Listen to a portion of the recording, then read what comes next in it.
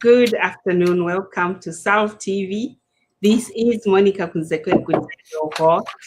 Today, I have got my good friend here, George Brown. George Brown is going to talk to us about retirement. But before he introduces himself, um, I just want to mention that retirement, I've witnessed like people around me getting retired. And I remember certainly when my mom uh, got retired, she used to work two jobs. And you can only imagine someone who was doing more than 15 hours a day shift to then being at home and not doing anything. I actually witnessed my mom change, to from being a happy, bubbly person to just being miserable.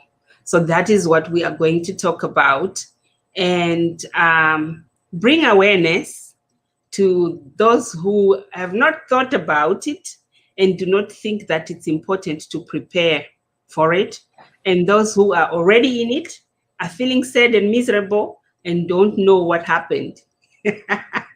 And so we have George Brown here to introduce yourself to our audience, George, and tell us what retirement is all about. And we can go into retirement, but let's start with retirement and tell us your story about it. No, absolutely. I appreciate you giving me this opportunity. I am amazed that I didn't know this was coming, retirement. And it's like one of those learnings that after you learn it, you go, why wasn't that common knowledge? Why didn't I know that? Well, I'm going to tell you, you may plan financially for retirement, but what people don't do, what I didn't do, is what are you going to do? What's your retirement going to be? And I'm going to be honest as I can be here. Have you ever, well, Monica, I know you drive a car, and I imagine that your listeners drive a car or a bike or whatever, but have you ever had to slam the brakes on? Maybe a ball came out into the street in front of you and you didn't want to wait for the child running out. You slam your brakes on and you go into the flight or fight mode, but you slam your brakes on and you just stop there and you let the child get the ball or whatever, and you just catch your breath. That's what it's like when you finally realize you're going into retirement. That's what it was like for me. And because all of a sudden you went from the support group, from all these people around you, from work. For me, I was working 10-hour days to what? Mm-hmm. And I paused for a reason there. To what? Because we don't plan for it. And I've been trying to get people to hear this message and start thinking about, what are you going to do? Like maybe now, before you retire, maybe you take some training. Maybe you say, you know what? I always wanted to be a computer programmer, or I always wanted to be a bicycle repair nut, or I don't know what. I always wanted to write software. I always wanted to run a marathon. I don't know what. Start training for it now. Start taking the courses now so that when retirement comes, you have a plan. And maybe it's not perfect, but you can go into it. Because I got to tell you, when you slam those brakes on, you go like fear. And we all know what fear is. Fear is a fantasized event appearing real, but it appears really, really real. Now, for me, what I learned was that I had to rewire my whole way of thinking. I'm not getting up in the morning and going to work every day. So what are you going to do? What do I want to do? So there was a lot of soul searching, a lot of research. And what I found was I had to rewire my thinking. And well, how do you do that? And I'm going to tell you the person that. Before you go to retirement, George, I would Sure. like to tell us what sort of fears did you have? Well, the fear was that my life was over. I mean, I was a power engineer, the chief engineer. I worked in that career for 45 years, and it stops. And you identify with that. I mean, it's not who you are totally, but for 45 years, that's who I was. And people came to me when they had problems, when they had questions, and I had people leaning on me. I had people respecting me. And then all of a sudden, it's gone. Nothing. So did it feel like when you don't have that job anymore, you have lost the people that depend on you? Did you feel like did it feel like all that has been taken away? Well, I certainly felt that it was taken away, or I decided. But in my case, actually, the company I work for lost their contract, so I lost my job, and I'm 65 years old. Now, try to find a job at 65. You know, I don't want to work 40 hours a week. What do you mean you don't want to work 40 hours a week? Well, no, I've worked for 45 years. I've worked 40 hours a week. I'd like to work less. And people, they look at you like you got a funny head. And so, it's a challenge. How do you rewire who you are? How do you, modify your resume so that people stop looking at who you were and they look at now who you are? It's a challenge. I have to tell you, you just feel like you lost someone, like your dog died, or and you feel empty inside, and you have to fill that emptiness back up with joy and with love. And how do you do that? And so, do you know the percentage of people who are affected by the effects of being retired? Yeah, I don't have a number, but I know I did some research. I know that there are books out there called Unretirement. A lot of what happens is people retire and they go, oh, yeah, okay, I'm going to play golf every day. No, you're not going to play golf every day. Or whatever, I'm going to read every book that I didn't read before. Well, after about 6 months, you start to slow down and you start to sit. Like one of the things you do when you have a problem, especially if you're afraid, you need to sit in that chair and just stop and breathe and feel what it's like. The first question you ask yourself, is this fear real? Is it real? Should I really be feeling this fear? And you need to sit in that chair and say, okay, what about this? What do I really want to be? Who am I now? Who do I want to be now? And, it takes some thought. It takes some thinking. I don't want to scare people. I have some tools to help people with that, but you need to do it. Well, I'm saying you can do it ahead of time. You can start doing this planning now. For me, it was like, brakes on, shock. I actually felt in my heart, to be honest, I've shared this with people, there was an iceberg in front of me. Well, you know what an iceberg is. It's big. It's in front of you.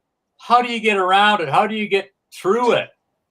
Well, you don't go through an iceberg, but you know what I'm trying to say. How do you get rid of this iceberg? And it's so doable. But, people, they unretire. They go back to work. They find other jobs. I mean, there's a movie out there. I'm trying to think of the name of it. I watched it about a year and a half ago. The Intern, I think it was called. And, I'll have to look it up and you can share it. But it's a good movie. The guy's 70 years old. He's done all these things. He bought a Winnebago. He traveled, but then all of a sudden it's empty. His wife is gone, and he decided to go back to work, and he goes back as an intern, and he doesn't know what that job is, but he was amazing. He becomes the intern to help, I think it's intern, help the president of the company, and he brought, his 40 years of experience to her, and he changed her life because he's willing to do anything to help her. And at the end also enhanced his own life. So, I mean, one of the things that I also learned is as you get older, I started finding out when I was about 45, I wanted to help other people. I wanted to teach. I started teaching at college. I want to help people. And I think you start to want to be of service to other people. And how do you do that? Well, as chief engineer, I'm there to train, I'm there to help, I'm there to coach.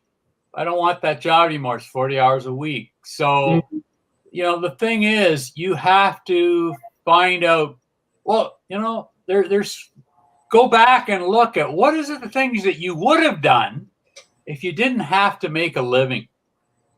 You made a living for 45 years and hopefully you save money for retirement. It's a challenge. But what did you want to do? Like I know at one time I looked at working in a computer store. I love computers. It's one of my hobbies and I love repairing things. I'm an engineer and I got a job at a computer store for 7 months where I did all the repair work, but I got to work in a computer store. Didn't pay any money. Not going to really, support my family in the way that I wanted, but I loved it. I actually worked my full job, 40 hours a week. And then on my days off, I went into the computer store and did all the repairs like in 2 days. Wow. They said, how are you going to do this? I said, my family fully supports me. And, I'm working shift work. So I'm working 12-hour shifts. So in 3 days, I've done all my work. In 2 days, I worked for the store, and I still had the weekends to work with, or to play with my family. And they offered me the store to be the manager of the store. I said, no, this was fun, but I'm not going from a job that paid $65,000 a year at that time to $25,000. Right. It's not right for my family. But now that I retired,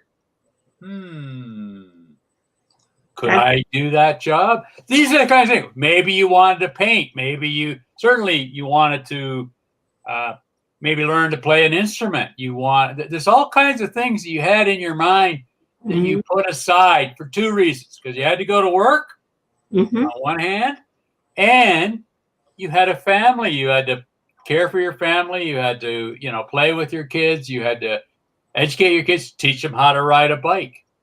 So, there's all kinds of things out there that are in your head. Is you could just get back into that and go, okay, what do I want?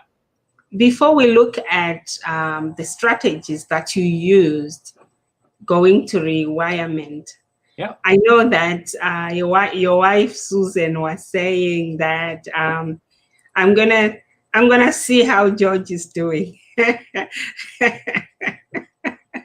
I'm gonna just see how George is doing, and then I'll retire. So far, how are you doing? Well, I had a challenge with last year, mainly because my investments they stopped producing because the stock market crashed with COVID-19. So I wasn't happy about that, and I was a little nervous about that. Like, what's this going to mean? But over the year, like August, September, the investments started coming back, and I'm now back to a comfortable spot. The other thing was, one of the things that we decided to do actually years ago was to start traveling, because I had an illness, and I said, who knows if they're going to solve this illness, right? So, if we're going to go to Hawaii, we need to go now. If we're going to go to Mexico, we need to go now. If we're going to go to Europe, we need to go now and start planning these trips. Well, last year, we could travel nowhere. We were forbidden from leaving the country, Canada, and I think a lot of countries were the same way. So Susan actually had planned to retire in June of last year. And Right. two things happened. So watching me, she was planning to retire. Two things. One, again, the investments, the stock market was struggling. Nobody knew what was going to happen with the U.S. election. Right. We had hopes, but we're not going to go in there. I don't want to go there. But, we had hopes. And so actually, Susan went back. She was working a 0.8, she called it. She went back to work full time. Oh, okay. She can work from home. And so she's not working, a full 40 hours a week because she's working from home. Like, okay, she's on a Zoom call, people don't show up. So she can have 2 hours to do other things. She's still working, but, not as intensely, or she's not faking it. When you go to work, you have to fake it sometimes because there's no work to do. So she decided to go back to work full time. But the big thing for my wife, we couldn't travel. And if we can't travel, she's like me. She wants to stay busy. She wants to stay engaged. She wants to keep her mind working. She wants to help people. She works as a counselor. She counsels people. She wants to do that. So it's not like she doesn't like to do it. The one thing that she was struggling with, which often I think you struggle with as you get older, is the politics at work. Right. Like, you shake your head. Why can't younger people, I don't mean to single them out, why can't even older people? There's one woman there that's over 70 years old. Why can't they be logical? Well, they are who they are, right? But the politics and the management politics. Well, when you work from home, you don't brush up against that every day. You know what I'm saying? So she was so relieved. Now, we have a trip planned in November. Okay. So we'll see if it's scheduled. We're all hoping we're going to trip with the grandkids. We're hoping by November we'll be able to do that. So part of our retirement plan was to travel more and work a little less. So that's why she did a 0.8. She might have even said, hey, I want to go to a 0.6. We want to travel. We want, especially with the grandkids. Hey, my grandkids now are 15 and 12 years old, I think. We have an amazing family. I got to tell you, I don't know what we did right, but when we go on a vacation, our family says, can we come too? Can we come too? Can we come too? Like, we planned this trip in November, and my daughter's going, and her husband, and my 2 grandkids are going. Now, my other daughter's going like, I want to go, but she can't because of her schedule and her husband's schedule. His busy time is November. Right. He works in the auto service industry, so he says, I can't go in November. But they want to go. But to have a 15-year-old grandson want to go on vacation with these old fogies, that's what keeps you young. And that's, one of the plans that we had for retirement. Well, COVID, that's gone. No, wait. So, we had to rewire our thinking again. But I'm telling you, retirement can be amazing. You have to get your head around it. And if you think it's going to be all play, that's not who we are. Like, you shared the story about your mother. And I can imagine that busy, caring for the family, and all of a sudden, what? It's hard. It's, like I said, you slam the brakes on. So all I can recommend is you start planning now. What would you do if tomorrow you had no career? And that doesn't mean you're still not going to work, but what would you do? What would you do? Oh, wait a minute. I've always taught, I could teach piano. Well, no, I can't. I haven't learned how to play the piano yet. But do you know what I'm trying to say, Monica? I do. Yes, I'm thinking Yes, we're talking about retirement, but looking at the environment and COVID and what it has brought, it means people right now where they are, the retirement word and that prospect has been taken away because some of them have actually lost their jobs. And so Yeah. this is where your rewirement comes in. And can you go into that? We still have over half an hour. We can, and you're so right. I did not want to make that that comment, but you're true. Anybody that has suffered through with COVID, that has lost their job, you really got a feel for what it's like to go into retirement blind. Mm. And I feel for you, and I really think you can benefit from some rewirement. So I'm going to share with you the beginning of my program, and I hope that it will help you start rewiring. So I'm going to just share the screen, Monica, if that's okay. That's fine.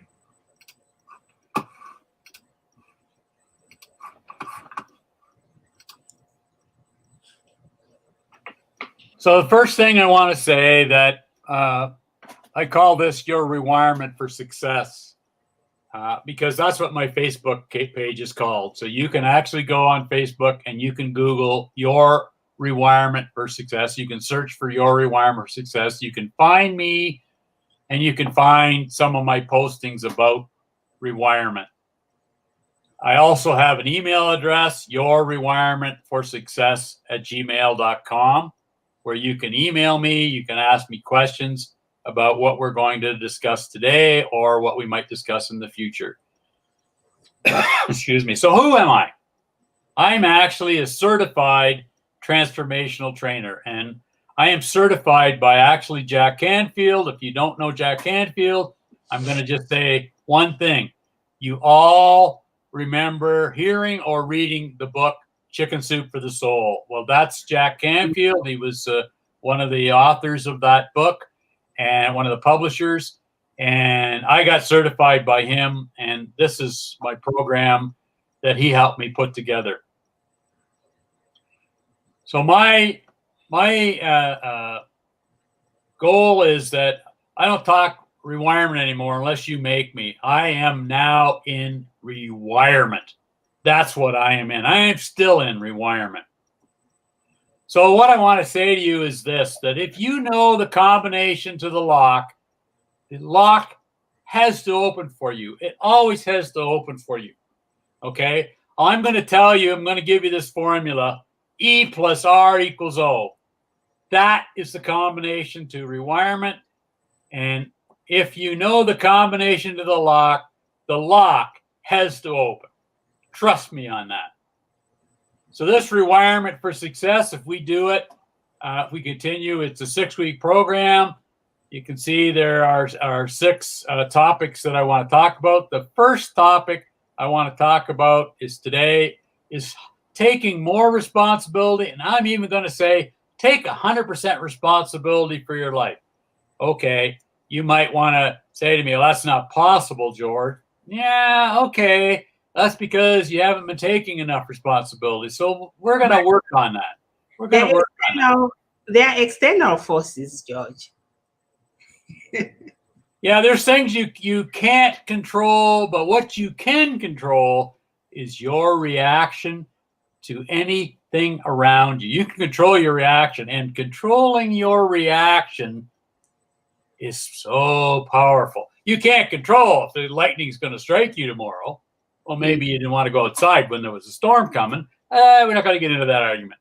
But you can control how you react after that fact. So my point is that rewirement for success starts with taking more responsibility and try to approach 100% responsibility. I want you to act as if you're responsible for your life. And I want to see it when you see how it feels. So take 100% responsibility for your life and your outcomes. What do you want to achieve? What are your goals? So let's just see, how this goes.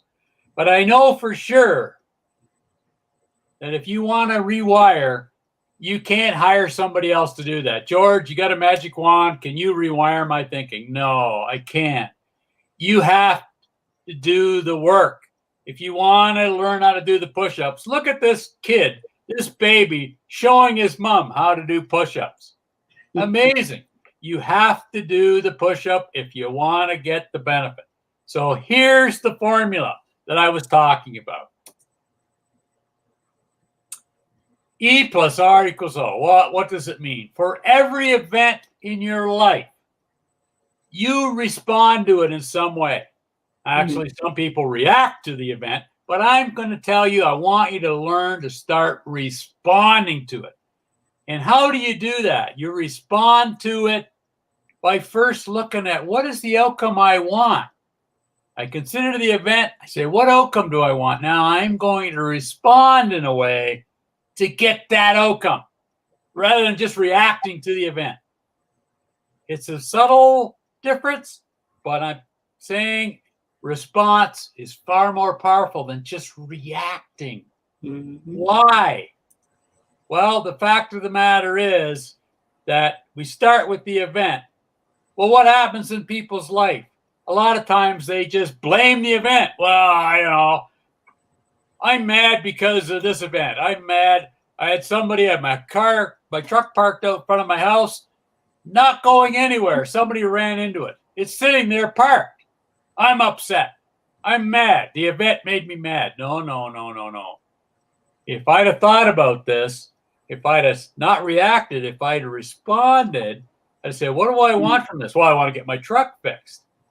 So the guy actually came to my door. He knocked on the door and said, I'm sorry, I touched your truck. And really, he touched it. I had trouble seeing where, but he touched the bumper. And we had a nice conversation. I got his insurance. I got the truck fixed. So rather than blaming, I said, what outcome do I want? But a lot of people blame the event. Oh, it's the event's fault. No. Where's your power? Your power is in your response. If you take a second or two to decide what response do I get to get the outcome I want, bingo. Now you have the power to start changing your life. So let's talk about blaming. Well, if you're going to take 100% responsibility for life, you got to start blaming other people. You got to stop it. You got to stop blaming your coworkers. You got to stop blaming your boss for not giving you that raise. You got to stop blaming your team for not helping you when you needed help. You got to stop blaming your parents because they didn't do right by you. You got to stop blaming your husband or your wife, because when you blame others because you didn't get the outcome you want, you give up your power. As soon as you start taking more responsibility and say, okay, what could I do? How could I respond to get the outcome? All of a sudden, all these possibilities open for you. And that's what happened for me. As soon as I stopped blaming retirement and I went, okay, could retirement be a positive thing? I went from, blank mind to all these possible things I could do in retirement, all because I stopped blaming. So I want to say to you, stop being a blame thrower. It's subtle, but it's powerful. Forget it. That's not where your power is. Well, what about complaining? Complaining is, I know of something better that I would prefer to have, but I'm not willing to risk getting it. So I just complain. When you complain, you put your focus, you put your subconscious, you put your attention on something you don't want. Okay? Why don't my coworkers help me with the project? So I'm focused on them not helping me rather than focusing on how could I get them to help me? Yeah. But when you focus on what you don't want instead of what you want, you actually activate something that we call the law of attraction. And you focus on what you don't want. Absolute not what you want to do. If you want to change your life, you got to focus on what you do want.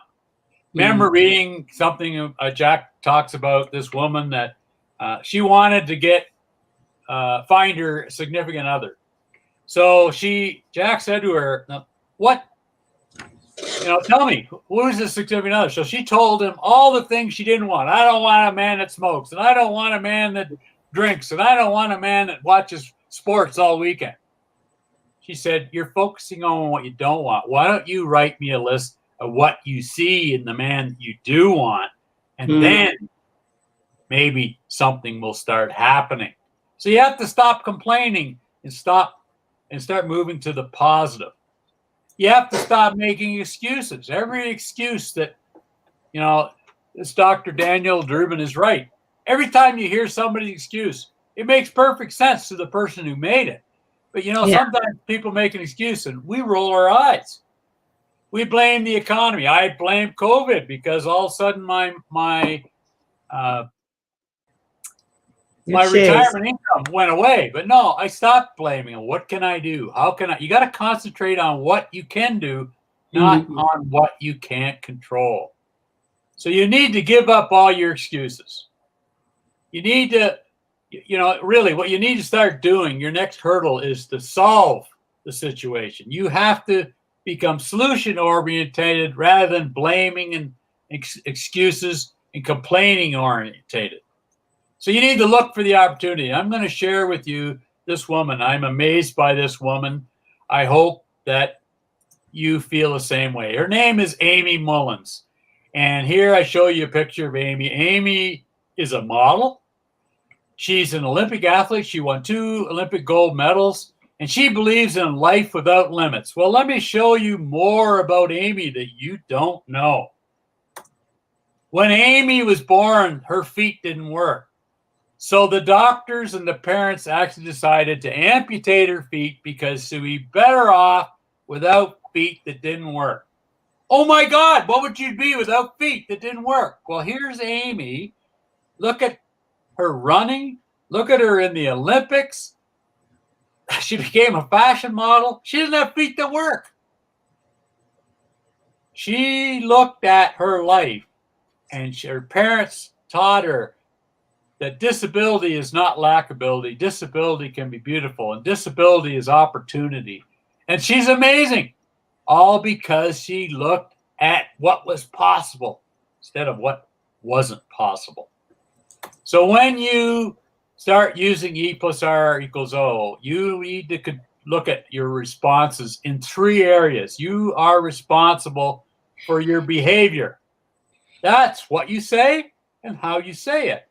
You don't say it in a nice way, people are going to react that way. You're responsible for your thoughts and your self-talk. You're responsible for your beliefs, whether it's conscious beliefs or unconscious beliefs. And you're responsible for your visual imagery. And this was really important for me. What did I see? Retirement? I saw an iceberg. It made my heart cold. It scared me. So I was responsible for that. So this is where I needed to start taking responsibility. So you say, okay, George, I'm not ready to start thinking I can take 100% responsibility. Okay, this is what I'm going to suggest to you. What if today you made a plan to take 5% more responsibility for your life and your well-being? Okay? If you took the time to get the downloaded material for me, you would find there's examples in the workbook. But what would it be? What could it be in your life? Maybe you would actually say, okay, from now on, you might call this what do they call it in the New Year's resolution? Maybe I'm going to start exercising 30 minutes a day. I'm going to take my dog for a walk 30 minutes every day because he likes me go with me for a walk. Maybe I'm going to stop eating fast food. I'm going to go down once a week. I'll eat fast food. Maybe I'll start meditating. Or maybe I'll try to get to bed at 10 o'clock every night. Whatever. I want you to think about, write this down. What would be if you took just 5% more responsibility for your life and well-being? Maybe you stop drinking Diet Coke every day, just for example. 5% more responsibility. Well, how about if you took 5% more responsibility for living your passion? What would that look like? I was going to live my passion. Maybe I start asking for what I want. I spend some time writing, maybe write a book. I would laugh more. I'm going to tell you, get a dog, you will laugh out loud, and nothing's better for you than laughing out loud. And I would schedule free time. Well, hey, I'm retired. I schedule all the time I want, right? But what if you took 5 more responsibility for living with passion? Just 5%. I'm not saying 100, just 5%. See how you feel in a week, in 30 days. How about if you take 5% more responsibility for reaching your goals? Well, of course, you have to write some goals, true. But what are things you could do to reach your goals? Well, I'm going to talk about later on how maybe if you plan in the morning or in the evening before you go to bed, what are the 5 things I could do tomorrow to reach my goals? Well, make sure I take the dog for a walk. Make sure that I'm ready to do the Zoom call with Monica. Whatever. 5 things. What could you do? Maybe I stop watching TV 1 hour less a day. 1 hour less a day to do something else. Read a book. Practice the piano. Talk to my siblings that live in another city. I don't know. But what could you do? 5% more. Just 5% more. That's all I'm asking you to do.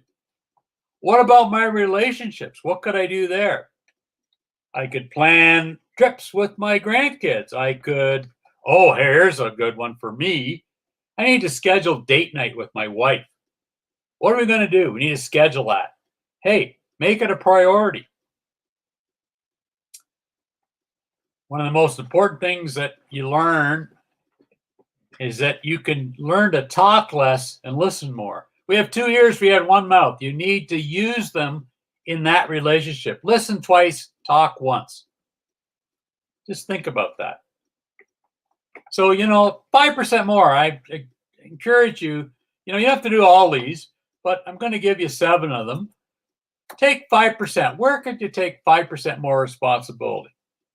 I could take 5% more responsibility in building up my self-esteem. And one of the things I'm going to talk about later is my poker chip theory, where you can actually build up your poker chips. If you're going to risk something, if you like poker, I don't know, it doesn't matter, I don't really, but if you're going to bet, if I've got 100 poker chips and you got 10, who's more likely to end up with all those poker chips? How about the person that has 100? So you need to learn how to build up your poker chips. We're going to talk about that. But what could you do? How could you build up your self-esteem? Maybe I could take some training. When you go for training, how do you feel? You usually feel positive at the end of the day. I learned something. We all love to learn something. How about I make a list of all my successes? I'm going to give you an exercise where I want you to write down the 100 successes you've had in life. You're going to say, what? 100 successes? Oh, yeah, lean into it. I'm going to tell you, especially at 50 years old, you've got 100 successes. You just don't believe you have. Well, we actually got more than 100. For starters, my first one was to be able to sit from when I was a baby, to stand. Oh. Those are all successes, because at one point I didn't know how to do that. And I was able to stand and then walk and run. So before you know it, I'll have my 100. Those were successes. Yeah, and I totally agree. I mean, I say to people all the time when they look at me sideways when I say this, can you ride a bicycle? Yeah, everybody can ride a bicycle. That's what they say. Oh, no. Yeah, you're right, Monica. Monica can't ride a bicycle. I can't. Oh, you can? Okay. But I cannot. My point is that people say, well, everybody can ride a bicycle. And I say, no, not important. What's important is the first time you rode a bike, how did you feel in your heart? Was it a success? Write it on the list. Can you drive a car? Absolutely, you can drive a car. Well, maybe not everybody, but I can drive a car. Was it a success? Yeah. How did you feel when you passed your driver's license and your father or your mother, first time they gave you the car keys? Oh, you were scared, but it was a success. Write it down. Did you pass school? Did you graduate? There's so many successes people don't realize. So they end up walking around thinking they're a failure, but they have 100 successes. So you need to start collecting those or writing them down. I'm going to encourage you to do that later on. So what I want you to do is send me an email at Your Rewirement for Success, and I'm going to send you these exercises. Number one, the responsibility examples that, like I just read to you, 105% responsibility. And then on number two, I want you, it's a blank, I want you to start saying, what are your 5% things you're going to do in those 5 areas that we just talked about? I want you to write them down. And why do we write them down? Monica, why do we write things down? You know? I know that when I write things down, it actually registers in my brain. So I am more effective when I've actually written things down. But I'm also affirming, and that act alone holds me accountable. I would need then to go back and check that I have done it. Well, no, absolutely. The point of the matter is, and there's more that we can build on this, but this is just a start. If you write it down, you are making a commitment to yourself. Now, you want to make it more powerful? You write this down, show it to your better half. So this is what I'm going to do. These are the 5% things I'm going to do. Put it on the fridge. For example, if I write down, okay, I said, what was I going to do for health and well-being? I was going to walk the dog 30 minutes every day. So I write this on the fridge. I have my little screen to write on the fridge. My wife has her little screen to write on the fridge. So I write this on the fridge. If I don't go for that walk and it's 2:00 in the afternoon, my wife works from home. She comes out and she's getting a break. She's getting something to drink. She says, "Hey, George, you didn't walk the dog yet today." She's going to support you. Or she might even say, "Hey, I don't have another Zoom call. Let's go for a walk together with the dog." So if you share it with other people, they will support you and they will help you. Mm-hmm. So, that's one way to make it more powerful. So I encourage you to send me an email and I will send you these sheets, or you can start them yourself. 5% more responsibility for life and well-being, 5% more responsibility for living with passion, 5% more responsibility for attaining your goals. Of course, you got to set goals, and we're going to do that later on over the weeks. 5% more responsibility for your relationships if they're important to you, and 5% more responsibility for your self-esteem. I'm going to tell you a big one that I did. I graduated from university when I was 40-something. Can you imagine I went to university when I was 40? What was I thinking? Well, it was actually the right time for me. I got to tell you, I was really focused, and I loved going to university, learning. I love learning. I believe in continuous learning. But 20 years went by, and my diploma sat in a box. When we moved to Calgary, sat in a box in the basement. So one of the things that you do for self-esteem is you need to put the things on the wall that meant something to you, your successes. So I actually dug those diplomas out. They were already framed, and we mounted them on the wall in our living room. So every day when we sit down, we can look up. I can look at my diploma. My wife can look at her diploma, and we're going to say, I did that. I got to tell you, when I went to university when I was 40, Mhm. I didn't believe I would be successful. That's, the challenges I had going to school. I'm not going to go into that, and I'm going to blame that, but I overcame that. And I found that I had it in me to be a university graduate. So you know what? You never know. Mhm. So that's my first step, my first set of lessons. Okay. Next week, I want to talk about you need to know what you want and why you want it. But that's next week. So I'm going to stop sharing, Monica, and we can have a discussion. How's that? That's fantastic, George. So we have people who are watching here. We have Chidonda Zungira. She's watching from the UK.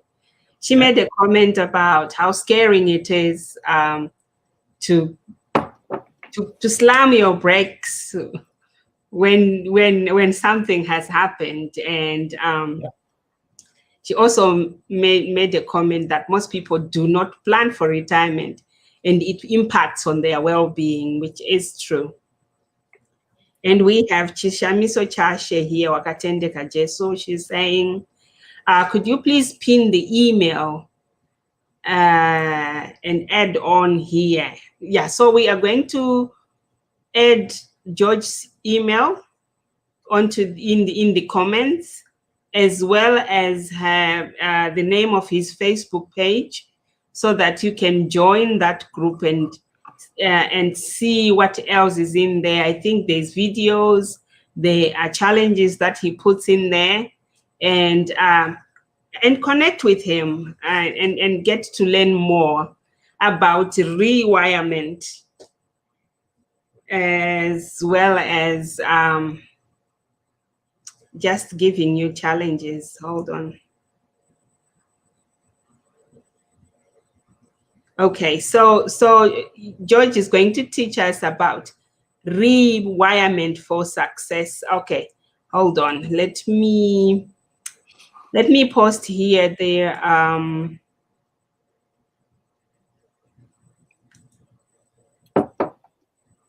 email address. I posted it already, Monica. You posted it, okay. Oh, sorry. I don't know if they can see it or not. No, I think you posted it in the private chat, in the private comment. But Okay, I can always add it to the general comments. Even later on, we can send it. We can post it in there. Yeah. And let me share the other one as well. The Facebook group is called Your Retirement for Success. At the moment, let us take advantage of anything that coaches and consultants are taking their time to share with us, because they have actually invested a lot of time and money to learn these. And now here they are sharing with us some of the techniques that we can use to plan for success, to rewire our brains, and also to remind us that while we still have time, let us plan for our retirement. But you also have something that you've taken up, George, since you retired. You've never had a dog before. Tell us what that has done to your life.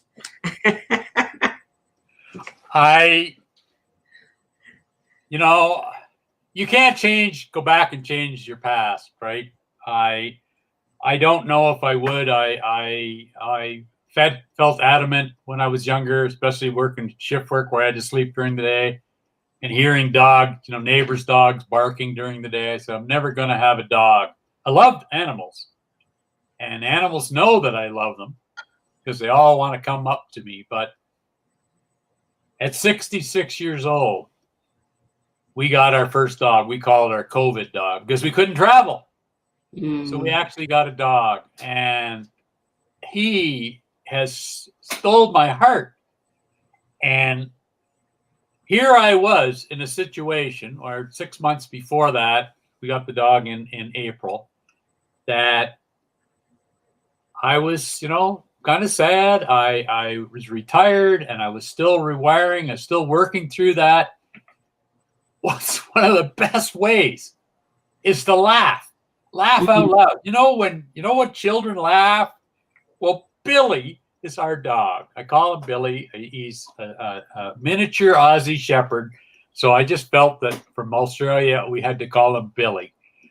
He makes me laugh out loud like a kid every day. There's nothing better for you. It releases endorphins. It makes you feel so good. And this is Billy. I don't know. Subconsciously, I called him Billy for a reason, because I also call him Crazy Bill because he's crazy. Yesterday, he actually likes to go under this one bush on our walk. And he walks under this bush, back and forth and back and forth. He might do it 4 times. He might do it 6 times. Well, yesterday he did it 15 times. I don't know why. He's crazy. But he actually, on the 15th time, he undid the leash. I don't know how he did it. I said, "Oh, Billy." But he didn't mean to do it. But still, you have to laugh at some of the things he does. He loves to do snow angels. Like, I call it a snow angel because I don't know. He doesn't know enough to stop like a kid and get up and leave an angel in snow. But he throws himself on his side and he digs in the snow and he rolls over. He loves snow. Who knew that an Aussie dog would love snow? That one of the videos that I posted, Monica, was, over the videos I took of my dog over the last year. You've seen that video. Did my videos make you laugh? Like the first time? Yes. First time we gave Billy a potato chip was when he learned the first time to bark. Now, he barked like a kid, right? Like a little dog. But we gave him potato chip. Oh, he wanted another one. And he wanted another one. And, every time he barked, because he hadn't barked up until then, it just made us laugh. And that was the joy. It's one of the, like I said to people, in that video, I actually said, people, if you're going to retire, one of the things I want to suggest to you for rewirement, if you haven't done it before, get a dog. I mean, cats are fine. Cats are fun. But the dog. And you know what the most important thing is? That dog looks at me and says, "George, take me for a walk today." and I do. And I've actually dropped from 195 pounds. I weighed myself yesterday morning. I weigh 181 because that dog, and it's eating program too, but that dog wants to go for a walk with me every day, and he makes me run and he makes me have fun. So if you never had a dog, you're at home and you need some companionship, you want to know the secret, Monica? Yeah. What's the secret? You can hug a dog. Yes, absolutely. You can hug a dog. I don't think they spread COVID. I'm pretty sure of that. You can hug a dog. So you can hug your dog. I mean, you can hug my wife too, but you can hug a dog. So now I got my wife and the dog I can hug. So if you guys are having so much fun. Well, that's one of the things. Okay, I'll be honest with you. One of the goals that I wrote for retirement was, whatever I'm going to do going forward, I want it to be fun. That's why I joined Toastmasters. I think we talked about it earlier this week, was because it's fun, and I want to have fun. So, that's one of the things I do. Okay, I want to make this goal. Would it be fun? If it's not fun, well, okay, maybe you do it, but I want to lean into more fun things because I'm retired now. I don't have to earn a living. So what can I do that's fun? Doing a podcast with Monica. I put that on my list. That is so cool. So your dog keeps you active. Yes. It keeps you on your toes because I have seen him making you run around. You can't stay in one position because that dog has got so much energy and you have to keep up. Well, And so, one of the things that I don't know if you've ever had children. What's one of the things that I remember when my kids were younger? I would come home every day and your children would come running and jump in your arms. Well, that's a dog. That's a dog. So I'm too old to have children, but I have a dog. If I go down the basement okay, I'm doing this podcast. I'm going to tell you, when I go back upstairs, Billy's going to come and run and jump up in my arms, and I'm going to give him a hug, and then we're going to sit down. He's going to have to sit beside me. He's going to put his head on my lap, and he's going to look at me with love. Who can use more love in their life? all of us. Get a dog. Get a dog. All of us. I've mentioned this before. I went to visit in Czech Republic, and many households have got dogs. I think, I didn't see any statistics, but from observing as I was walking around, I think at least 85% of households have got dogs. And you find that the people are so calm. The level of mental health is very low because everybody has got a companion. They get to speak to the dog. They're taking responsibility and are looking after something that is living, a living being, right? Yeah. And they go out, they do stuff, and to be able to look after something else or someone else is actually good for us because we are social animals, and dogs are also social animals. Yeah. And you find that in their whole community, there is room for that. The dog is not just a friend at home. You can take that dog to the restaurant. You're allowed to bring the dog into the restaurant. And it seems all the dogs, they know what to do when they get into the restaurant. They just sit by the table there. They give them a bowl of water and everybody is happy. And so I think more people, especially now, they just need to find themselves a dog or a cat. Have a pet, so that at least you have something to look after and to look forward to seeing when you get home. They talk to you. They've got a way of communicating. So before we close, I will just read a few more comments. Yes, some people are enjoying your story about the dog. A dog is truly man's best friend. I grew up with a lot of dogs, still have them in my family home, and I must say they are simply the best joy. And then enjoy your Billy. Yes, we are all going to know about Billy. I know about Billy now. Okay, so before we close, George, can you just remind people who you are and what you do and what your program is going to provide or give them? Well, I'm George Brown. I am a transformational trainer, is what I am now. I plan to help you rewire your thinking, whether it's COVID, whatever there's a fear that you have. I want to help you with that. I want to give you some tools that you use because you have to use them. You can go to a counselor. My wife's a counselor. She doesn't have a magic wand. She can't go, boom, there you go.